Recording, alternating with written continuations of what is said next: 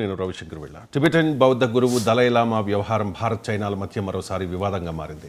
తాము చెప్పినట్టే దలైలామా వారసుడి ఎంపిక జరగాలని చైనా పట్టుబడుతోంది. నెక్స్ట్ దలైలామా ఎంపిక విషయంలో చైనా జోక్యంపై భారత్ అభ్యంతరం వ్యక్తం చేస్తోంది. తదుపరి దలైలామాను నిర్ణయించుకునే అధికారం ప్రస్తుత దలైలామాకే ఉంటుందని భారత్ వాదిస్తోంది. ఇంతకీ దలైలామా వ్యవహారంలో భారత్ చైనాల మధ్య వివాదం ఎందుకు? కొత్త దలైలామా ఎంపిక ఎవరి చేతుల్లో ఉంటుంది? దలైలామా అంటే చైనాకు ఎందుకు కోపం? ఇలాంటి ఆసక్తికరమైన అంశాలపై క్లారిటీ ఇచ్చేందుకు జియో పొలిటికల్ అనలిస్ట్ ఎంజీ రావు గారు మనతో ఉన్నారు. ఎంజీ రావు గారు నమస్తే. దలైలామా వ్యవహారంలో భారత్ చైనాల మధ్య వివాదం మళ్ళీ స్టార్ట్ అయింది. 1962లో చైనా భారత్ యుద్ధంలా మరో యుద్ధం జరగవచ్చని తెలుస్తోంది. దలైలామా విషయంలో భారత్ చైనాల మధ్య మరో యుద్ధం తప్పకపోవచ్చా అంటే ఏం చెప్తారు? 1959లో అంటే ఇప్పుడు 14వ దళాయిలామాగా, అంటే ఇప్పుడు ధర్మశాలలో ఉన్న దళాయిలామాగా చెప్పుకునే ఆయన 1959లో నెహ్రూ భారత ప్రధాని, మొట్టమొదటి ప్రధాని నెహ్రూ ఉన్న టైంలో భారతదేశంలో ప్రవేశించారు 1959. దానివల్ల అప్పటి కమ్యూనిస్టు చైనా చాలా కక్ష కట్టి భారత్పై 1962లో పగ తీర్చుకుంది. చాలా పెద్ద యుద్ధం. భారతదేశం స్వతంత్రం వచ్చిన తర్వాత ఆ యుద్ధంలో ఇండియాకి సెట్ బ్యాక్, అంటే ఒక రకంగా ఓటమే అని చెప్పాలి. ఎందుకంటే చాలా భూభాగం చైనా ఆధీనంలో ఉండిపోయింది. కానీ నెహ్రూ వెనక్కి తగ్గలేదు. నెహ్రూ దలైలామాని వెనక్కి పంపలేదు. దలైలామా విషయంలో ఆయనకి పునరావాసం కల్పించారు, రెఫ్యూజీ స్టేటస్ ఇచ్చారు, ధర్మశాలలో ఆయన ఉండడానికి అన్ని వసతులు కల్పించారు. టిబెటన్ యొక్క ఎగ్జైల్ గవర్నమెంట్, అంటే అజ్ఞాత ప్రభుత్వం ధర్మశాలలో ఇప్పుడు హిమాచల్ ప్రదేశ్లో పెట్టడానికి నెహ్రూ ఎంతో తోడ్పాటు చేశారు. అంటే చైనా మన మీద దాడి చేసి కొంత భూభాగాన్ని లాక్కున్నా కానీ భారతదేశం బుద్ధుడికి పుట్టినిల్లైన భారతదేశం దలైలామాని, బుద్ధిజాన్ని రక్షించడానికి ఏ మాత్రం వెనక తగ్గలేదు. ఇప్పుడు క్వశ్చన్ ఏంటంటే, ఈ దలైలామాకి ప్రస్తుత 14వ దలైలామాకి 90వ ఏటలో ప్రవేశించారు, అంటే వృద్ధుడయ్యారు. తదనంతరం దలైలామాని ఎవరు సెలెక్ట్ చేస్తారు అనే మీద పెద్దటి వివాదం నడుస్తుంది. ఆ వివాదానికి ఇప్పుడు దలైలామా ఏం చెప్పారంటే, 14వ దలైలామా ఎట్టి పరిస్థితుల్లో దీన్ని గార్డెన్ ఫోండ్రెంగ్ ట్రస్ట్ అనేది సెలక్షన్ చేస్తుంది. అంటే బుద్ధులు బయట టిబెట్లో ఉండే ప్రజలు, టిబెట్ బయట వివిధ దేశాల్లో నివసిస్తున్న 150,000 మంది నుంచి 3 లక్షల మంది టిబెటన్ బుద్ధిస్టులే తర్వాత దలైలామాని సెలెక్ట్ చేసుకుంటారు. ఆయన కుండబద్దలు కొట్టేశాడు. అంటే ఇప్పుడు చైనా ఏమంటుంది, కమ్యూనిస్ట్ చైనా లేదు, మేమే సెలెక్ట్ చేయవలసి వస్తుంది, ఎట్టి పరిస్థితుల్లో మేమే సెలెక్ట్ చేస్తాం, అది ప్రభుత్వ అనుమతి లేకుండా. ఎందుకంటే కింగ్ అనే ఒక డైనాసిటీ ఉండేది, ఒక రాజవంశం. ఆ రాజవంశం పెట్టిన సాంప్రదాయం ప్రకారం గవర్నమెంట్ ఒప్పుకోవాలి. అది 1792 నుంచి ఉంది. ఆ సాంప్రదాయం ప్రకారం దలైలామాని సెలెక్ట్ చేసే పవర్ నీకు లేదు, సెంట్రల్ గవర్నమెంట్ అయినా చైనా ప్రభుత్వాన్ని చైనా చెప్తుంది. భారత ప్రభుత్వం ఏమంటుంది, ఈరోజు కిరణ్ రిజిజు కేంద్ర మంత్రి ప్రతిస్పందించారు, గుర్తుపెట్టుకోండి. ఈ ప్రతిస్పందించి ఏమంటున్నారంటే, ఇలా తర్వాత దలైలామాని సెలెక్ట్ చేసుకునే పూర్తి అధికారం ప్రస్తుత దలైలామాదే. ఈ విషయంలో చైనా ప్రభుత్వానికి ఎవరు జోక్యం చేసుకునే వెసులుబాటు లేదు అని కుండబద్దలు కొట్టేశారు. యునైటెడ్ స్టేట్స్ ఆఫ్ అమెరికా కూడా చెప్పేసింది తర్వాత దలైలామా అని. ప్రపంచ దేశాలు చెప్పేసినాయి, అందరూ చెప్పేశారు. కానీ చైనా ఒప్పుకోవడం లేదు. అంటే ఏంటి, చైనా తర్వాత దలైలామా ఎక్కడ సెలెక్ట్ అవుతారు అంటే మళ్ళీ ధర్మశాలలో ఉన్న అజ్ఞాత ప్రభుత్వం ఆధీనంలోనే, బౌద్ధుల ట్రస్ట్ ఆధీనంలోనే. ఎందుకంటే ఆ ట్రస్ట్ ఇప్పుడు బయట ఉంది, టిబెటన్ ప్రభుత్వం బయట, భారత్లో ఈ ట్రస్ట్ ఎక్కువ వ్యవహారాలన్నీ భారత్లో నడుస్తాయి. కాబట్టి భారతదేశమే ఈ తర్వాత దలైలామాని సెలక్షన్ ప్రాసెస్లో ఎక్కువ ఉండబోతుంది. కానీ ప్రభుత్వం మత విషయాల్లో కలగజేసుకోకూడదు, మన దేశంలోనే కలగజేసుకోకూడదు, పక్క దేశంలో అసలు కలగజేసుకోకూడదు ఈ బుద్ధిస్ట్ వ్యవహారాలని. కానీ అంతర్జాతీయ చట్టాల ప్రకారం ఆ మత వ్యవహారాల్లో వెళ్ళదు. భారత ప్రభుత్వం కూడా అతిథి దేవోభవ అనే భారత సంస్కృతిలోని మూలం నుండి, భారత సంస్కృతానికి అద్భుతమైన మూలమైన బుద్ధిజానికి మూలమైన టిబెట్ దేశానికి రక్షణకి పునరావాసం కల్పిస్తుంది. యుద్ధాలు చేసైనా ఈవెన్ నెహ్రూయే వెనక్కి తగ్గలే. కాబట్టి మీరు అడిగినట్టే ఇక్కడ ఇప్పుడు ప్రస్తుతం ఉన్నది మోడీ అసలు వెనక్కి తగ్గే ప్రసక్తి లేదు. ఆయనే చెప్తారు, భారత సంస్కృతికి నేను వారసుని, భారత సంస్కృతిని నేను రక్షిస్తా, భారత సంస్కృతికి పూర్తిగా మొత్తం బ్రహ్మచర్యంతో పాటు అక్కడ తన జీవితాన్ని అర్పిస్తున్నది మోడీ అండి. మోడీ ఎట్టి పరిస్థితుల్లో కూడా దలైలామా రక్షణకి నెహ్రూయే దిగినప్పుడు ఈయనంత ఎలా ఉంటుందో ఊహించుకోండి. అంటే 1962 యుద్ధం లాగా చైనా ఇంకో యుద్ధానికి వస్తే, ఇప్పుడు 2025 భారత్, 2017లో డోక్లాం క్రైసిస్ జరిగినప్పుడు ఇదే మోడీ ప్రధానిగా ఉండి ఎట్టి పరిస్థితుల్లో చైనా వెనక్కి వెళ్ళేదాకా ఈయన తగ్గలే. తర్వాత 2020లో గాల్వాన్ వ్యాలీ, ఇప్పుడు లడఖ్లో జరిగితే వివాదం జరిగితే 70-80 మంది సైనికులు మనవాళ్ళు చనిపోతే అటేపున ఒక 500-600 మందిని సైన్యాన్ని చంపేదాకా మన భారతదేశం వెనకరాలే. కల్నల్ సంతోష్ కుమార్ మనకు తెలుసు ఎంత వీరుళ్ళ ఆయన పోరాడు. తెలంగాణ వ్యక్తి కూడా ఎంత వీరుళ్ళ. భారతదేశం ఎట్టి పరిస్థితుల్లో వెనక్కి తగలి ఇంచు కూడా. చైనా వెనక్కి వెళ్ళింది, జీ జిన్పింగ్ వెనక్కి వెళ్ళారు. ఇప్పుడు దలైలామా వ్యవహారం 1959 నుంచి ప్రతి భారత ప్రధాని కూడా దలైలామా వ్యవహారంలో జోక్యం చేసుకోకుండా నెహ్రూ ఫాలో అవుతారు. కాబట్టి దలైలామాకి భారతదేశం పూర్తి మద్దతు ఉందని కేంద్ర మంత్రి కిరణ్ రిజిజు ఆ వ్యవహారంలో జోక్యం చేసుకునే అధికారం చైనాకి లేదు అని కుండబద్దలు కొట్టారు. అంటే చైనా నువ్వు దూరంగా ఉండు, అతిగా చేసి దలైలామా వ్యవహారాల్లో బుద్ధిస్ట్ వ్యవహారాల్లో తలదూస్తే మేము దేనికైనా సిద్ధమని భారత హెచ్చరించినట్టే ఇది. చైనా ఇప్పుడు తలపట్టుకుని కూర్చుంది. చైనా మాత్రం ఎట్టి పరిస్థితుల్లో వచ్చే దలైలామాని ఒప్పుకునే ప్రసక్తి లేదు. కాబట్టి భారత వివాదం వస్తుంది. 1962 యుద్ధ వాతావరణం మళ్ళా 2025లో దలైలామా కోసం కొత్త దలైలామా ఎంపిక ప్రక్రియ ఆల్రెడీ స్టార్ట్ అయిపోతుందన్నమాట. ఆల్రెడీ వాళ్ళకి ఒకటి ఉంటుంది గోల్డెన్ ఐలాండ్ అని ఒక సిద్ధాంతం ప్రకారం. కాబట్టి చైనాలో ఉన్న టిబెట్ వ్యవహారాల్లో భారతం జోక్యం చేసుకుంటుందా ఈ దలైలామా ద్వారా అనేది చైనాకు అనుమానం. అందుకే అది మనల్ని అటాక్ చేసింది 1962లో. యాక్చువల్ ఇదే రీజను. ఇప్పుడు 2025లో అది కూడా మోడీ భారత ప్రధానిగా ఉన్నప్పుడు, జాతీయవాద ప్రభుత్వం బీజేపీ ఉన్నప్పుడు నెహ్రూయే వెనక్కి తగ్గలేదు. కాబట్టి మోడీ ఎట్టి పరిస్థితుల్లో తగ్గరు. కాబట్టి చైనా యుద్ధానికి వస్తానంటే అంటారు. కానీ ఇక్కడ విషయం ఏంటంటే చైనా యుద్ధానికి వస్తుందా అంటే అది కమ్యూనిస్ట్ చైనా. తన యొక్క ప్రాదేశిక భద్రతకి ఏదైనా తేడా వస్తే అది చైనా క్షమించదు. రెండో విషయం ఏంటంటే అది రాకపోనే క్షమించదు. ఏదో ఒక వంకపెట్టి లాగేసుకోవడమే communist mind set, dragon mind set. అది 1960 అది ఏర్పడిన 1949 నుంచి అంటే చైనాకి సరిహద్దుగా దేశాలుగా ఉన్న 18 దేశాలతో కూడా దానికి వివాదం ఉందండి. ఇంక్లూడ్ రష్యాతో కూడా వివాదం ఉంది. ఈవెన్ సముద్ర సరిహద్దు ఉన్న జపాన్, సౌత్ కొరియా అన్ని దేశాలతో వివాదం ఉంది. కమ్యూనిస్ట్ చైనా అంటే ప్రపంచాన్నంతా ఆక్యుపై చేసి ప్రపంచంలో పెద్ద రాజ్యం ఎస్టాబ్లిష్ చేయడమే. ఇప్పుడు తైవాన్తో గొడవ, జపాన్తో గొడవ, ఫిలిప్పైన్స్తో గొడవ, south east Asians India, central Asian రిపబ్లిక్స్తో గొడవ, అక్కడ సైబీరియా అక్కడ గొడవ, మంగోలియాతో గొడవ, 18 దేశాలతో సరిహద్దులు గొడవ ఉంది. కాబట్టి ఆ కమ్యూనిస్ట్ చైనా వివాదం ఉన్నా లేకపోయినా ఏదోలాగా లాగేసుకోవడం అనమాట. సో ఇది అందువల్ల ఈ దలైలామా వ్యవహారం పెట్టి మళ్ళా బూచిగా చూపి ఈ వ్యవహారాన్ని మళ్ళీ యుద్ధానికి ఉపయోగించుకుంటుంది. ఇండియా ఎట్టి పరిస్థితుల్లో తగ్గదు. కాబట్టి 2025లో భారత చైనాల యుద్ధం మళ్ళీ వస్తుందంటే అది చైనా మీద ఆధారపడదు. కానీ చైనా వస్తే మాత్రం భారత్ ఎట్టి పరిస్థితుల్లో 2017 డోక్లాం, 2020 ఇది మనకి గాల్వాన్ వ్యాలీలో జరిగినట్టు ఎందుకైతే వెనక తగ్గలేదో అసలు ఈ విషయంలో జోక్యం రానే రాదు.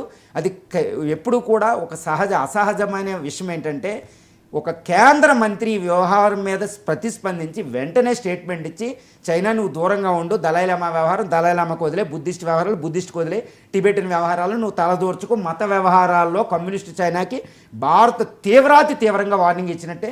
మోడీ కూడా ఆయనకు బర్త్డే విషెస్ చెప్పారు.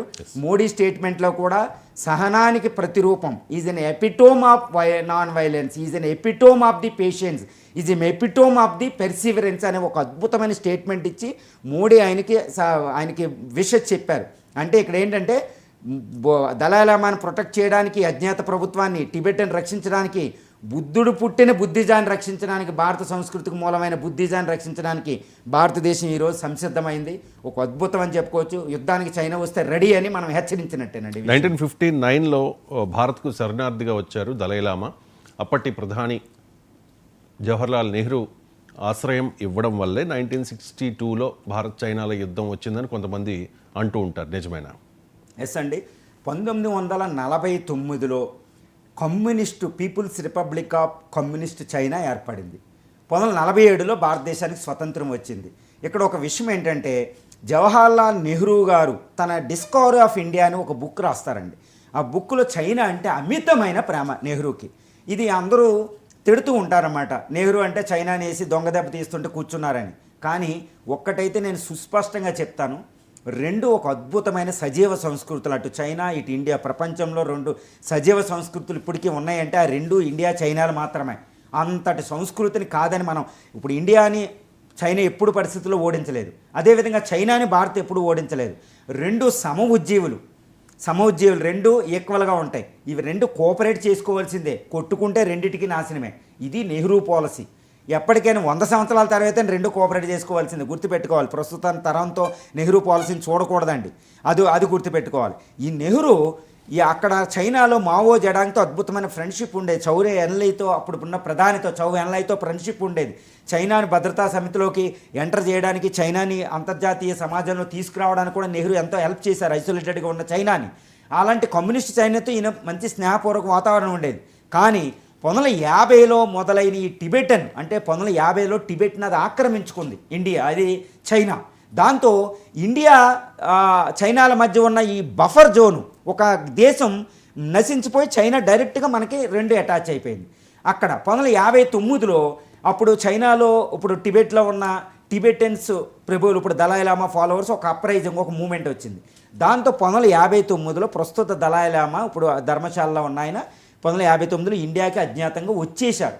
ఈ వచ్చిన ఆయనకి ఇండియా భారత ప్రధాని ఒక అద్భుతమైన అస్సాం రైఫిల్స్లో ఉన్న హరిచందర్ నరేన్ అనే ఒక హవల్దార్ని పంపించి స్వాగతం చెప్పి నెహ్రూ గారు చేయి పట్టుకుని వెళ్ళి ధర్మశాలలో ఆయనకి అన్నీ ఇచ్చి ఆయనకి రిఫ్యూజీ స్టేటస్ ఇస్తారు.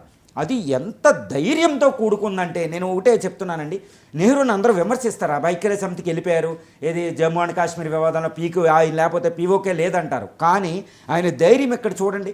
ఒక చైనాకి కోపం తెప్పించేది అతి పెద్ద విషయం, అసలు యుద్ధం వస్తుందని తెలిసిన భారత ప్రధాని ఆయన మన బోర్డర్లో అస్సాం రైఫిల్స్ హరిచంద్ర నరేన్ ఆయన పంపించి హవల్దార్ని పంపించి స్వాగతం పలికి మళ్ళీ ధర్మశాల తీసుకొచ్చి నెహ్రూయే చెయ్యి పట్టుకుని తీసుకెళ్ళి అప్పుడున్న సర్వేపల్లి రాధాకృష్ణ ఇండియన్ రాష్ట్రపతి కూడా ఆయన్ని ఎంతో సన్మానించి 23 సంవత్సరాల దలైలామాని అప్పట్లో ధర్మశాలలో పెట్టి పునరావాసం కల్పించారండి. అతిథి దేవో భవ అనే భారత సంస్కృతికి మూలం. దీన్ని ఒకటే చెప్తానండి, నెహ్రూ తన డిస్కవర్ ఆఫ్ ఇండియాలో బుద్ధుడు కోసం ఎంత బాగా చెప్తాడు అంటే చదివితేనే తెలుస్తుందన్నమాట. బుద్ధుడు భారత సంస్కృతికి మూలం అని అభివర్ణిస్తాడు. అలాంటి బుద్ధిజాన్ని కాపాడుతున్న టిబెటన్ రక్షించడానికి ఆయన అతిథిదేవోభవని పారిపోయి వచ్చిన దలైలామాకి, అంటే బుద్ధుడు పునర్జన్మ రీఇన్కర్నేషన్ ఆఫ్ బుద్ధ అని నమ్మే దలైలామాకి పునరావాసం ఇస్తాడు. నిజంగా ప్రపంచంలో భారత కీర్తి రెపరెపలాడిపోయిందండి. అప్పుడు ప్రపంచ దేశాలు ఆశ్చర్యపోని, అబ్బో ఇంత పునరావాసం ఇస్తారని. అది అతిథి దేవోభవ. ఈరోజు ఇజ్రాయెల్ చెప్పింది అతిథి దేవోభవ అనుకుంటూ మా యూదులకి పునరావాసం ఇచ్చింది భారతదేశం. ప్రపంచంలో అన్ని దేశాలు తరిమితే వెస్టర్న్ కంట్రీస్ కూడా ఒక్క ఇండియాలోనే మాకు పునరావాసం లభించింది 2000 సంవత్సరాలు. కానీ జూసు బెంజమిన్ నెతన్యాహు పొగుడతాడు. అదే దారిలో చూడండి, ఇది చూస్తే అంతటి యుద్ధం వచ్చినా నెహ్రూ తగ్గలే. కాబట్టి నెహ్రూకి పునరావాసం కల్పించడం వల్ల, దలైలామాకి నెహ్రూ కల్పించడం వల్లే చైనా అది వంకగా తీసుకుని ఇంకా అక్కడి నుంచి మొదలుపెట్టి 1959 నుంచి బోర్డర్ ఇష్యూలు ఒక ఇష్యూ తీసి అసలు బ్రిటిష్ ప్రభుత్వం టిబెటన్ గవర్నమెంట్ దగ్గర ఉన్న మెక్మోహన్ లైన్ మేము అంగీకరించమని అక్కడ 4000 కిలోమీటర్ల బోర్డర్లో అది మొత్తం ఏది వెస్టర్న్ సెక్టార్లో 2154 కిలోమీటర్లన్నీ, మిడిల్ సెక్టార్లో ఉత్తరాఖండ్ హిమాచల్ ప్రదేశ్ దగ్గర ఉన్న 625 కిలోమీటర్ల బోర్డర్లు, మెక్మోహన్ అని 1140 కిలోమీటర్ల బోర్డర్ ఉన్న సిక్కిం నుంచి అరుణాచల్ ప్రదేశ్ వరకు అది వివాదం తీసుకొచ్చి 1962లో అటాక్ చేసేసింది. దానికి వెన్నగా ఏంటంటే టిబెటన్లో ఈ దలైలామా ద్వారా టిబెట్లో జోక్యం చేసుకుని టిబెట్ని మనకు దూరం చేస్తాని, అంటే టిబెటన్ అంటే మనం అనుకుంటాం అనమాట, టిబెటన్ ఏంటంటే సుమారు 20% భూభాగం అనమాట, 12 లక్షల చదరపు కిలోమీటర్లతో ఉంటుంది చైనాలో. అంతటి భూభాగాన్ని దూరం చేసేస్తాని కమ్యూనిస్టు చైనా కక్ష కట్టి వంక పెట్టి మన మీద ఏకిసి ఆక్షయ చైన్లో 37,000 చదరపు కిలోమీటర్ని ఆ విధంగా లాక్కుని అరుణాచల్ ప్రదేశ్ మాదే అని ఇప్పుడు దాకా మాట్లాడుతూనే ఉంటుంది. అంటే దీనికి అంతటికీ కారణం మనం అతిథి దేవోభవ అని భారత సంస్కృతికి ఒక మూలమైన బుద్ధిజానికి కాపాడుతున్న టిబెటన్ పీపుల్ అయిన దలైలామాకి మనం పునరావాసం కల్పించడమే చైనా భారత్ మీద యుద్ధం చేసిందన్న దానికి అతిపెద్ద కారణం అండి. ఇప్పటికీ దానికి భయం ఏంటంటే టిబెటన్ వ్యవహారంలో భారత జోక్యం చేసుకుంటే, ఎందుకంటే టిబెట్ వ్యవహారంలో భారత జోక్యం చేసుకోవడం మొదలు పెడితే టిబెట్ 2 నిమిషాల్లో చైనా నుంచి మనకు వచ్చేస్తుంది. ఆ వ్యవహారాన్ని చైనాకి తెలుసు, ఎందుకంటే బుద్ధిజం మన కల్చర్ ఎంత బలమైందో. కాబట్టి అది భయపడుతుంది, అందుకే యుద్ధం చేసింది. అయినా నెహ్రూ యుద్ధంలో ఎంతటి వచ్చినా దలైలామాకి పునరావాసం కల్పించారు. అప్పటి నుంచి ప్రతి ప్రధాని ఇప్పుడు మోడీ వారికి ఆ విషయంలో ఎట్టి పరిస్థితుల్లో కాలు వెనక్కి కూడా తీయలేదండి. దలైలామాకు నెహ్రూ అప్పుడు ఆశ్రయం ఇవ్వడం తప్పు అనేది కొంతమంది వాదన. ఈ విమర్శ ఇప్పటికీ చేస్తూ ఉంటారు, నిజమేనా? నేను చెప్తున్నా కదండి, డిస్కవరీ ఆఫ్ ఇండియా అనే ఒక క్లాసికల్ బుక్ ఉంటుంది నెహ్రూది. One of the best book, classics in Indian history అనమాట. ఒక నెహ్రూకి భారత సంస్కృతి మీద ఎంతటి అవగాహన ఉందో అని చెప్పడానికి ఆ బుక్ చదవాలి. ఆ బుక్ చదివిన తర్వాత అబ్బా నెహ్రూ ఇంత గొప్పోడా అనిపిస్తుంది అనమాట. అందులో సింధు నది నాగరికత మీద, అశోకుడి మీద, బుద్ధుడి మీద, మహాభారతం మీద, రామాయణం మీద, రాముడి మీద, సీత, వీళ్ళందరి ప్రభావం భారత సంస్కృతి మీద ఎంత ఉందని విపులీకరంగా ఆయన చాలా ఎల్యూసిడేట్గా రాసి పెడతాడండి. ఆయన విశదీకరణాత్మకంగా రాస్తాడు. అందులోనే బుద్ధుడి కోసం ఉంటుందన్నమాట. బుద్ధిజం అద్భుతం, ఎలాంటి గొప్పటి మతం అది. దానివల్ల భారత సంస్కృతి ఎంతో ఎన్రిచ్ అయిపోయింది, ఎంతో సుసంపన్నంగా తయారైంది అని ఒక బుద్ధుడి మీద ఎంతో అత్యధికమైన అభిమానాన్ని ఆయన చెప్తాడు ఆ డిస్కవర్ ఆఫ్ ఇండియాలో. అలాంటి బుద్ధిజం ఆపదలో ఉంటే దలైలామా ఇండియా వస్తే, సీక్రెట్ రిపోర్ట్లు వస్తే దలైలామా విపత్తులో ఉన్నాడని నెహ్రూ చైనాకి రాస్తాడు. దలైలామాకి ఆపద రాకూడదు, దలైలామాని మీరు రక్షించవలసిన ఆ విషయంలో జోక్యం వద్దని చైనాకి ఆయన రాస్తాడండి. అది గుర్తుపెట్టుకోవాలి. తర్వాత పంచశీల సూత్రాలను తీసుకొస్తాడు. అవంతా బుద్ధిజం ప్రభావం ఉంటుంది. మహాత్మా గాంధీ ఏ విషయం చెప్తాడు, నెహ్రూకి ఎంతటి అవగాహన శక్తి ఉందో కల్చర్ మీద.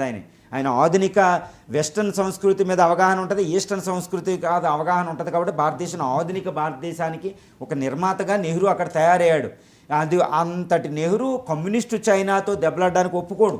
కమ్యూనిస్ట్ చైనాకి చాలా ఇచ్చాం నెహ్రూని విమర్శిస్తారు. కమ్యూనిస్ట్ చైనాకి ఐక్యరాజ్య సమితిలో, భద్రతా సమితిలో శాశ్వత సభ్యత్వం ఇప్పించింది నెహ్రూ, అప్పుడు మనం తీసుకోవాల్సింది ఆయనకు ఇప్పించారు. అలా టిబెట్ను ఆక్రమించుకున్నప్పుడు 1951లో కూడా నెహ్రూ మాట్లాడకపోవడం తప్పు అంటారు. ఓకే, ఆ విషయాన్ని నేను ఒప్పుకున్నా. 1951లోనే ఆయన ఎక్కువ విషయాన్ని రైట్ చేయవలసింది. కానీ చైనా ఆగిద్ది అనుకున్నారు. ఆయన చైనా టిబెట్ సంస్కృతిని నాశనం చేయదనుకున్నాడు. కానీ 1950లో మొదలుపెట్టిన చైనా 1959 వరకు టిబెట్ భాషను అనసడం, టిబెట్లో ఈ red army, people liberation army తిరగడం, ఈ దలైలామాను కూడా అరెస్ట్ చేస్తారు, దలైలామాను అవసరమైతే చంపేస్తారని, తర్వాత హూన్స్ అని చైనాలో మెజారిటీ కమ్యూనిటీ టిబెట్లోకి రావడం, నగరాలు నాశనం చేయడం, మోనాస్ట్రీ మీద రిస్ట్రిక్షన్స్ పెట్టడం, తర్వాత దలైలామాని మొత్తం అక్కడ ఒక ఎలిమినేట్ చేసేస్తారనేది ఒకటి వచ్చిన తర్వాత దలైలామా సైనిక దుస్తులు ధరించి 2 వారాల కఠినమైన ట్రెక్కింగ్, హిమాలయాల్లో మౌంట్ ఎవరెస్ట్ లాంటి శిఖరాలు, పాసెస్ అన్నీ దాటి, కాలింపాంగు, ఈ తవాంగ్ లాంటి పాసలు దాటి ఇండియాలోకి ఎంటర్ అవుతాడండి. కొన్ని 100 కిలోమీటర్ల లాసా నుంచి సిక్కిం వరకు వస్తారు. అక్కడ అరుణాచల్ ప్రదేశ్ తవాంగ్ దాకా వస్తారన్నమాట. అది మామూలు విషయం కాదు. అక్కడ బట్ట కట్టడం కష్టం. ఒక రకంగా చెప్పాలంటే ఆ హవల్దారు రాజస్థాన్ రైఫిల్స్, అస్సాం రైఫిల్స్ ఆయన రిసీవ్ చేసుకున్నప్పుడు 23 సంవత్సరాల యువకుడు ఇంకా చనిపోయే స్థితిలో ఇంకా అలా బక్కబలిసి ఉంటాడనమాట. ఆయనకు వాటర్ ఇచ్చి, వైద్య సహాయం ఇచ్చి కొన్ని రోజుల పాటు ఆ తర్వాత ధర్మశాల తరలిస్తారండి ఆయన్ని. ఏం చెప్తున్నానంటే ఇక్కడ చైనా విషయంలో దలైలామాకి, అంటే టిబెట్ విషయంలో దలైలామా మన భారతదేశం పారిపోయి వస్తే అతిథిని గెంటకుండా మళ్ళీ చైనానికి అప్పచెప్పకుండా చైనా వార్నింగ్ ఇస్తుంది. 50,000 ఆర్మీని దించిద్ది, పారాట్రూపర్స్ని దించిద్ది. అయినా తగ్గకుండా దలైలామాని రిసీవ్ చేసుకుని చైనాకు ఒక రకంగా వార్నింగ్ ఇవ్వకుండానే, మాట్లాడకుండా నవ్వుతూనే ఆయనకు ఆశ్రయం కల్పించడం అనేది నెహ్రూ చేసిన ఒక అద్భుతమైన వ్యవహారం. దానికి ఒక నిదర్శనమే. ఎవరో కూడా దాన్ని కాదనరు. ఇప్పుడు చూడండి, ఏ వ్యవహారాన్ని, ఏ ప్రధాని దాన్ని కాదనలేదు. భారతదేశం పూర్తి మద్దతు ఇచ్చిందనమాట దలైలామాకి పునరావాసం కల్పించడం. చైనా మన మీద అటాక్ చేసిన 1962 దాడి తర్వాత కూడా దలైలామాని ఎందుకు వదిలించుకోకూడదు, పంపించేద్దామనే ఒక్క మాట కూడా భారతదేశంలో రాలేదు. అంటే నెహ్రూ వ్యవహరించిన విధానాన్ని భారతీయులు అంగీకరించారు. కాబట్టి ఇది తప్పు అనడానికి ఎవ్వరికి ఆస్కారం లేదు. ఇప్పటికి కూడా దలైలామా భారతదేశం పునరావాసం కల్పించిందంటే భారతీయులు ఉప్పొంగిపోతారు. దలైలామాని ఒక గాడ్గా చూస్తారు. ఏ దేశం వెళ్ళినా ఆయన ఆదరిస్తారు. కానీ దలైలామా కూడా అంటాడండి, నాకు భారతదేశం పుట్టినిల్లు లాంటిది, భారతదేశం అతిథి దేవోభావకు నిదర్శనం, ఇలాంటి సంస్కృతి ప్రపంచంలో ఎక్కడా ఉండదు అని దలైలామా భారత సంస్కృతిని ఎలుగెత్తి చాటుతాడు. ఎందుకంటే దలైలామాకి చాలా పెద్ద కీర్తి ఉంది. ఆయనకు 1989 నోబెల్ పీస్ ప్రైజ్ కూడా వచ్చింది. అమెరికా అధ్యక్షుడు కూడా, అందరు అధ్యక్షులు, ఆయన 10 మంది అధ్యక్షులు, 7 మంది అధ్యక్షులు ఆయన మీట్ అవుతారు. విదేశీ నిపుణులు ఎవరితోటైనా ధర్మశాలలో ఒకటి చెప్తాడు, భారతదేశం అద్భుతమైన దేశం అని ఆయన చెప్తాడు. సో దలైలామా అంటే ఒక దేవుడు కింద భారతీయులు, హిందువులు కూడా కొలుస్తారంటే నెహ్రూ చేసిన తప్పని ఎలా అంటామంటే అది రైటు. అందుకని ఇప్పుడు మోడీ కూడా దలైలామా విషయంలో ఇక్కడి పరిస్థితుల్లో వెనక్కి తగ్గడం లేదని తెలుస్తుంది. నెహ్రూ దలైలామాకు ఆశ్రయం ఇచ్చి ఉండకపోతే భారత్ చైనాల మధ్య శత్రుత్వం ఉండేది కాదా? లేదండి. దలైలామాని నెహ్రూ ఆశ్రమం, ఆ దలైలామాకి ఆ వివాదం రాకుండా ఆయన టిబెట్ లాసాలో, తన పోటాలో, ఏది ప్యాలెస్ పోటాలా అనే దాంట్లో ఉండిపోయినా, ఆయన అక్కడ నిర్బంధించిన చైనా అనేది టిబెట్ను వదలదు. ఒకటి, టిబెట్ అనే సరిహద్దు 20% సుమారు 12 లక్షల చదరపు కిలోమీటర్ల ప్రాంతం భారత సరిహద్దు దాకా వచ్చిన తర్వాత అదేంటంటే చైనా కమ్యూనిస్ట్ చైనా, అది హంగరీతో ఉంటుంది. ఎప్పుడు ఏర్పాటువాదం, దాని మైండ్ సెట్ బాగోదు, పీస్ఫుల్గా ఉండదు, బ్యారల్ అంటది. అది ఏదో వంకతో మన మీద అటాక్ చేసి ఉండను. దలైలామా అనే వంకతో అది ప్రత్యక్షంగా పరోక్షంగా ఉన్నా అది దలైలామా వల్ల మన మీద యుద్ధం చేయదండి. దాని వ్యవహారం ఏంటంటే అరుణాచల్ ప్రదేశ్ని అది ఏమంటది, ఇది మినీ టిబెట్ అని పిలుస్తుంది. ఈ తవాంగ్ని మినీ లాసా కింద మాట్లాడుతుంది. తవాంగ్ పాస్ అనేది one of the biggest Buddhist monasteries in the world అండి తవాంగ్ అనేది అరుణాచల్ ప్రదేశ్లో. అలాంటి తవాంగ్ని ఈ అరుణాచల్ ప్రదేశ్ 83,000 చదరపు కిలోమీటర్లు ఉన్న అరుణాచల్ ప్రదేశ్ భారతదేశంలో ఒక రాష్ట్రాన్ని అది చైనా ఏమంటది, మినీ టిబెట్, ఇది మాది అంటది. తర్వాత లడాఖ్లో ఉన్నదాన్ని కూడా అది బుద్ధిస్ట్ సివిలైజేషన్లో బుద్ధిస్ట్ కల్చర్ టిబెట్తో దగ్గర ఉంటుంది కాబట్టి అది మాకు అంటది. ఆల్రెడీ 37,000 చదరపు కిలోమీటర్ తన ఆధీనంలో పెట్టుకుంది. ఈ విధంగా ఏంటంటే దలైలామా వ్యవహారం లేకపోయినా ఇంకో వంకతోనో ఆ కమ్యూనిస్ట్ చైనా మైండ్ సెట్ అలాగే ఉంటుంది. నేను చెప్తున్నా కదా, కమ్యూనిస్ట్ చైనా తన సరిహద్దులో ఉన్న 18 దేశాలతో భూ వివాదాలు ఉన్నాయి. భారతదేశంతో కాదండి, ప్రతి దేశంతో కూడా భూ వివాదం ఉంటుంది. కాబట్టి అలాంటి దేశం ఈ బుద్ధి ఇది ఉన్నా లేకపోయినా అది మన మీద అటాక్ చేసి ఉండను, యుద్ధం ఏదో విధంగా జరుగును. ఇప్పుడు కూడా ఉన్నా లేకపోయినా ఏదో ఒక వంక 2 సంవత్సరాలకు ఒకసారి ఈ డోక్లాము గాల్వాను ఇదో అదో అని వస్తూనే ఉంటాం. చైనా పీపుల్ లిబరేషన్ ఆర్మీ మనం చూస్తూనే ఉంటాం. ప్రతిరోజు ఏదో గొడవ అవుద్ది, బయటకంతే రాదు అంతే. ఆ చైనా మైండ్ సెట్టే అటువంటిది. కాబట్టి నెహ్రూ గారు ఈయనకి పునరావాసం కల్పించకపోయినా ఏదో వంకతో అది వెన్నుపోటుదారుగా ఇంకో అటాక్ చేస్తూనే ఉంటుందండి. అది టిబెట్ విషయంలో అలాగే దలైలామా విషయంలో నెహ్రూ కరెక్ట్గానే వ్యవహరించారా అంటే ఏం చెప్తారు? ఒకటేనండి, నెహ్రూ మొట్టమొదటి ప్రధాని, భారతదేశ ప్రధాని నెహ్రూ, జవహర్లాల్ నెహ్రూ వ్యక్తిత్వం ఎలా అంటే మహాత్మా గాంధీ మాటల్లో ఒకటే చెప్తానండి. ఆయన వల్లభాయ్ పటేల్, సర్దార్ వల్లభాయ్ పటేల్కి నెహ్రూకి గొడవ వచ్చినప్పుడు ఇద్దరిని పిలిపించి నులక మంచం మీద కూర్చుని, నేను చెప్పేది ఎక్కడదో స్టోరీ కాదు, నేను చెప్పేది ఒకటేనండి, ఒక బుక్. దా బుక్ మీద 7 ఆస్కార్ల అవార్డు వచ్చిన ది లూయిస్ ఫిషర్ అనే బుక్ అనమాట. The great Gandhi and his message to the world, Louis Fischer, ఎవరైనా రెఫర్ చేయొచ్చు. ఈ బుక్లో ప్రత్యక్షంగా ఉంటుంది. ఆ ఆథర్ గాంధీని ఆశ్రమంలో ఉండి అన్నీ అబ్జర్వ్ చేసిన ఆయన. ఆ మాట్లాడేటప్పుడు కూడా ఆ ప్రాంతం అక్కడే ఉన్నాడంట ఆ లూయిస్ ఫిషర్. ఆయన చెప్తాడనమాట, అంటే ఈ జవహర్లాల్ నెహ్రూ వల్లభాయ్ పటేల్ దెబ్బలాడుకుంటే ఇద్దరిని పిలిపించి నువ్వు హోమ్ మినిస్టర్గా పనిచేస్తావు, హోమ్ మినిస్టర్గా నీ బాధ్యత విశిష్టమైనది, నీకు ఉన్నది వీరత్వం ఉంది, నువ్వు అదే చెయ్యి. నెహ్రూ నేను ఎందుకు సెలెక్ట్ చేశానంటే నెహ్రూకి వండర్ఫుల్ అవగాహన ఉంటుంది ఏది, భారతదేశ సంస్కృతి మీద. ఆయన వెస్టర్న్లో చదివొచ్చాడు, ఈస్టర్న్ సంస్కృతి నేర్చుకున్నాడు. ఇప్పుడు భారతదేశాన్ని ప్రపంచంతో ఐక్యం చేయాలి. 1500 సంవత్సరాల తర్వాత మళ్ళీ మనల్ని ఏలుకోవడం మొదలుపెట్టాం, ట్రిస్ట్ విత్ డెస్టినీ లాగా, మీరిద్దరూ సహకరించుకోండి అంటారు. అన్న తర్వాత గాంధీ 1900 ఎప్పుడు చనిపోతారు మనకు గుర్తుంది, 1948 జనవరి 30. 1948 జనవరి నుండి వల్లభాయ్ పటేల్ చనిపోయే 1957, 56 వరకే మళ్ళీ వల్లభాయ్ పటేల్ నెహ్రూ దెబ్బలాడుకోరండి. కాబట్టి వల్లభాయ్ పటేల్ మధ్య నెహ్రూ మధ్యన వివాదం లేదు. ఎందుకంటే ఇద్దరు స్టాన్స్ సపోర్టర్స్ ఆఫ్ గాంధేయవాదులు. వాళ్ళు అద్భుతంగా భారతదేశాన్ని నిర్మిస్తారు, చాలా ఈరోజు ఉంది.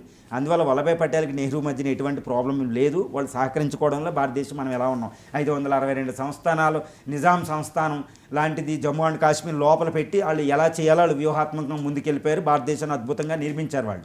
ఇప్పుడు ఈ జవహర్లాల్ నెహ్రూ దలైలామాకి పునరావాసం ఇవ్వడం అనేది భారత సంస్కృతి ప్రకారం అక్షరాల 100కి 100% కరెక్ట్. నెహ్రూ దలైలామాకి పునరావాసం ఇవ్వకపోతే 1959లో ప్రపంచం అంతా భారతదేశం వైపు చూస్తుంది.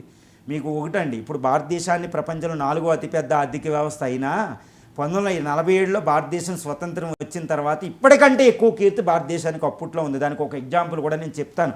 అంతర్జాతీయ వ్యవహారాలు ఇవన్నీ ఉంటాయి. 1954లో ఉత్తర కొరియా, నార్త్ కొరియాల మధ్య ఒక యుద్ధం వచ్చింది. మళ్ళీ అది 3వ ప్రపంచ యుద్ధం అవుద్ది అనుకున్నారు. ఎందుకంటే ఉత్తర కొరియా వైపు రష్యా, అటు యుఎస్ఎస్ఆర్, చైనా ఉన్నాయి, కమ్యూనిస్ట్ దేశాలు. ఒక దక్షిణ కొరియా వైపు అమెరికా, పశ్చిమ దేశాలు ఉన్నాయి. మళ్ళీ చాలా ప్రమాదం అనమాట. అలాంటి సమయంలో ప్రపంచమంతా ఐక్యరాజ్య సమితితో పాటు అందరూ కలిసి నెహ్రూని 2 దేశాల మధ్య సంధికి కుదిర్చారు. మన నెహ్రూ చెప్పింది ఆ 2 అంగీకరించినాయి, సీజ్ ఫైర్ చేసుకుని అలా పెట్టుకున్నాయండి. అంటే ఎంతటి కీర్తి ఉందో అప్పుడు భారతదేశానికి చూడండి. అలాంటి కీర్తిని 1962లో చైనా దెబ్బతీసింది మనల్ని. అది అలాంటి దేశం ఏం చేస్తుందని ప్రపంచం అంతా చూస్తున్నారు. పంచశీలని, అలీన విధానాలు ఇవన్నీ వస్తున్నాయండి. ఆ టైంలో నెహ్రూ దగ్గరికి దలైలామా వచ్చి నాకు పునరావాసం అంటే ఆయన కల్పిస్తారు. ప్రపంచంలో ఏ దేశానికైనా మేము ఆశ్రయిస్తామని. అపార్థిడ్ గవర్నమెంట్, వైట్ గవర్నమెంట్ని తోలనాడు అక్కడ మళ్ళీ నెల్సన్ మండేలా గవర్నమెంట్ వచ్చేటట్టు చేశారు. ఆ నెల్సన్ మండేలా భారతదేశం విజిట్ చేసి గాంధీ సమాధి దగ్గర మొక్కి నాకు గాంధీ శిష్యుడని చెప్తాడు. ఈ భారతదేశం వల్ల నేను వచ్చానని చెప్తాను నెల్సన్ మండేలా. అప్పుడులో గుర్తుపెట్టుకోండి. అది భారత ప్రధాని. భారత సంస్కృతిని తూచా తప్పక అమలు జరిపే వ్యక్తి నెహ్రూ దలైలామాకి ఆశ్రయం ఇవ్వడం అనేది 100కి 100% నా అభిప్రాయం ప్రకారం, అందరి అభిప్రాయం ప్రకారం కరెక్టే. అది భారతదేశం ఫాలో అవుతున్న అతిథి దేవో భవ. అతిథి కోసం రామధర్మం చెప్తారన్నమాట. హనుమంతుడే రాముడే యుద్ధం చేయవలసి వస్తుంది అతిథి వస్తే.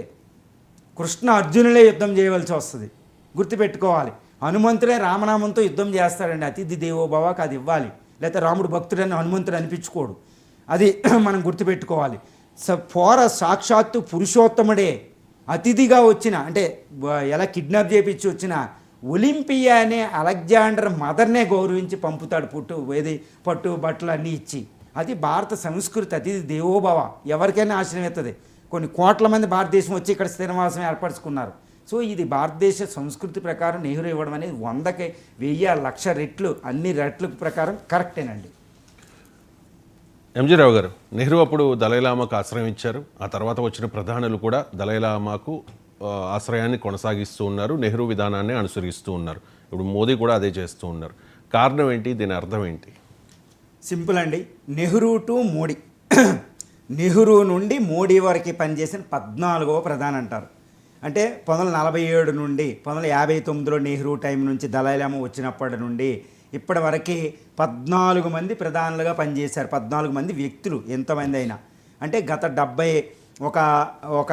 65 సంవత్సరాలకు వచ్చిన ప్రతి ప్రధాని కూడా ఎక్కువ మంది దలైలామాని దేవుడిగా చూసి ఆయన మీట్ అవుతారు. మనం చూస్తూ ఉంటాం దలైలామాతో ధర్మశాల వెళ్ళినప్పుడు, లేదా దలైలామా వచ్చినప్పుడు ఒక అద్భుతమైన గౌరవం అన్నమాట.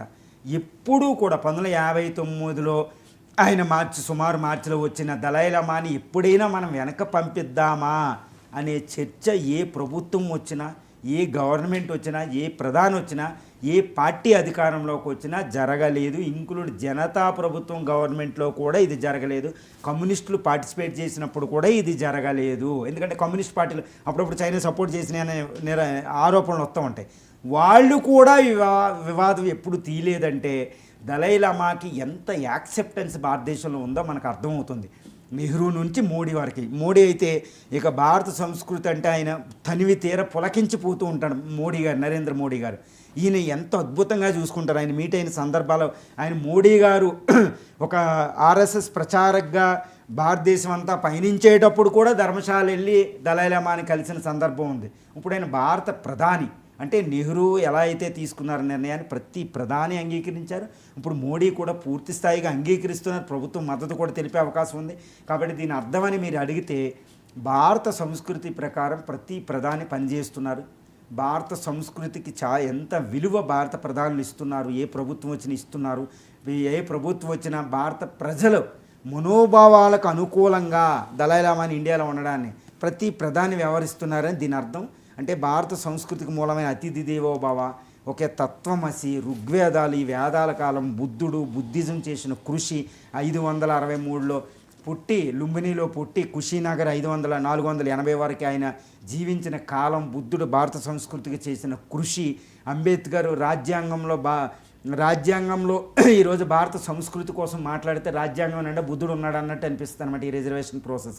ఎందుకంటే బుద్ధిజం అంబేద్కర్ జీవితాన్నే ప్రభావితం చేసింది. ఆయనే చెప్తాడు, మెట్రికులేషన్ చదివేటప్పుడు నా టీచర్ ఇచ్చిన ద లైఫ్ ఆఫ్ బుద్ధ అనే బుక్ నుండి నా పైన మొదలైంది. నేను అస్పృశ్యతను పోగొట్టడానికి బుద్ధుడు నాకు ఆధారం అని బుద్ధిజంలోకి 4 లక్షల మంది ప్రజల్ని 1956 అక్టోబరులో 4 లక్షల మంది బుద్ధిజంలో జాయిన్ చేస్తాడు. బుద్ధుడు అనేది ఒక అత్యున్నతమైన దశావతారంగా పూజిస్తాం. ఈరోజు ఇండియా చూడండి, ప్రతి ఇంట్లో కూడా బుద్ధుడి బొమ్మ ఉంటుంది. ఎన్నో గిఫ్ట్లు ఇచ్చుకుంటాం. బుద్ధుడిని దేవుడిగా చూడం, దేవుడికే దేవుడిగా చూస్తాం. ఎలా చూస్తారో అంతటి శక్తివంతమైన మంచి ఆరాధకుడుగా మనం చూస్తామన్నమాట. దాని ప్రభావమే భారత ప్రధానులు ఉంటాయి. ప్రజాస్వామ్యం కదా, ప్రజల మనోభావాల ప్రధాని. ఇదంతా ప్రతి ప్రధాని వ్యవహరించారు. ఒక అద్భుతం. ఇది భారత సంస్కృతి అందరూ అనుకుంటారు భారత సంస్కృతి నాశనం అవుతుంది, వెస్టర్న్ పశ్చిమ దేశాల ఇన్ఫ్లుయెన్స్ ఉంది అనుకుంటారన్నమాట. ఈ దళైలామాకి ఆశ్రయం ఇవ్వడంలో అతిథేవో భవలో మన భారత సంస్కృతిని భారతీయులు, భారత ప్రధానులు, గవర్నమెంట్లు ఏ పార్టీ వచ్చినా ఎలా గౌరవిస్తున్నాయి ఇది ఒక ప్రబల ఉదాహరణ అనమాట. భారత సంస్కృతి విచ్ఛిన్నం అవడంలే, నాశనం అవడంలే, ప్రబలుతుంది. ఇంకా అద్భుతంగా తేజోమయంగా అది ఇంకా రిగుస్తుంది అనడానికి దళైలామా వ్యవహారమై ఈ ఏకాభిప్రాయమై భారతదేశంలో ఒక గొప్పదనేది దీని అర్థం అండి. ఎంజీరావు గారు, చాలామందికి ఉండే డౌట్, నెహ్రూ అంటే అసలు పడని బీజేపీ, మోదీ ఇప్పుడు నెహ్రూ విధానాన్ని దళైలామా విషయంలో కంటిన్యూ చేస్తూ ఉన్నారు. ఎందుకు అంటే? అవునండి, ఇప్పుడు మోడీ గారు అనగానే నెహ్రూ అంటే అసలు మనం స్టేట్మెంట్లు కూడా చూస్తాం. ఓకే, నెహ్రూ పేరునే చెరిపేస్తానన్నట్టు అప్పుడు ఆరోపణలు ఈయన మీదకు వస్తూ ఉంటాయి కదా మోడీ గారి మీద. అక్కడే సెంట్రల్ పార్లమెంట్ సెంట్రల్ హాల్లో కూడా నెహ్రూ ఫోటో కనపడదు. ఓకే, నెహ్రూ వ్యవహారాలు ఏమీ కనపడవు. ఈయన వల్ల చాలా దౌర్భాగ్యం జరిగిందని మోడీ గారే డైరెక్ట్గా మాట్లాడతారు. పీఓకే విషయంలో మొన్నే మాట్లాడారు, అది మనం తెలుసు, ఎన్నో వివాదాలు వచ్చినాయని. చాలా విషయాల్లో మనం మాట్లాడతాం అన్నమాట. కానీ నెహ్రూ ఏది ఉన్నా కానీ నెహ్రూ అవలంబించిన దళైలామా కోసం అవలంబించిన ఒక విధానం అతిథేవోభావ ప్రకారం ఆయన ఆశ్రమం ఇచ్చిన దాన్ని మోడీ గారు కూడా 100కి 100% అంగీకరించారు. వ్యవహారాల్లో ఎలా ఉందో నాకు తెలియదు, కానీ ఈ దళైలామా వ్యవహారంలో మోడీ విధానం అనేది నెహ్రూ విధానానికి అచ్చు గుద్దినట్టు సరిపోతుందని 100కి 100% అనమాట. అంటే ఏంటంటే, ఎందుకంటే నెహ్రూ అప్పుడు సంస్కృతికి అనుకూలంగా ఇచ్చారు. మోడీ గారు సంస్కృతి అంటే అసలు మామూలు నిలువెల్లా పొంగిపోతారు. చెప్తాను కదా, ప్రపంచంలో ఏ దేశం వెళ్ళినా ఆయన 57 దేశాలు విజిట్ చేసిన, మొన్న వెళ్ళిన ట్రినిడాడ్ టొబాగో, ఘనా, ఎక్కడికి వెళ్ళినా భారతీయులు కలుస్తారండి. భారత సంస్కృతి కోసం మాట్లాడతారు. భారత సంస్కృతి అంటే అమితమైన ప్రేమ మోడీ గారికి. ఈ విషయం అందరికీ తెలుసు. ఆయన అంటే ఈరోజు 11 సంవత్సరాల తర్వాత కూడా ఆయన కీర్తి ఇంకా ప్రబలుతూనే ఉంది, ఇంకా ఆవిరి అవ్వలేదంటే ఆయన సంస్కృతి యందు ఆయనకున్న ప్రేమ వల్ల భారతీయులు మోడీని ప్రేమిస్తున్నారు. ఈ మోడీ నెహ్రూ అవలంబించిన ఒక్క విధానం, ఏది దళైలామా వ్యవహరించిన విధానాన్ని మాత్రం అచ్చు గుద్దినట్టు ఆయన ఫాలో అవుతారు.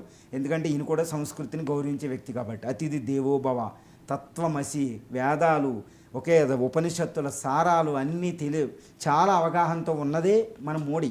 ఆయన చదవకపోయినా చాలా అవగాహన శక్తితో కూడుంటారు ఆయన కూడా భారతదేశం ప్రతి నలుమూలలో వెళ్ళి విజిట్ చేసిన ఆయన. కొన్ని సంవత్సరాల పాటు ఒక భారత విజిట్ చేయడానికి ఏదో ఒక భక్తుడు వెళ్ళినట్టు అన్నీ వెళ్ళినాయనే ప్రధానంగా కూడా వెళ్తాడు. ఆయన దళైలామా వ్యవహారంలో ఇంకా అద్భుతంగా ఆయనకి సహకరించే విధానం ఉంది. అందుకని కొత్త దళైలామా వ్యవహారంలో చైనా జోక్యం ఉండదని ఒక కేంద్ర మంత్రి ద్వారా చెప్పించి దళైలామాని ఆయన కలిశారు. అంటే రీసెంట్గా కూడా కలిశారు. దళైలామాకి పుట్టినరోజు శుభాకాంక్షలు తెలిపారంటే అసలు అది ఆ వ్యవహారం ఎలా ఉందంటే నెహ్రూని ఫాలో అవుతారు.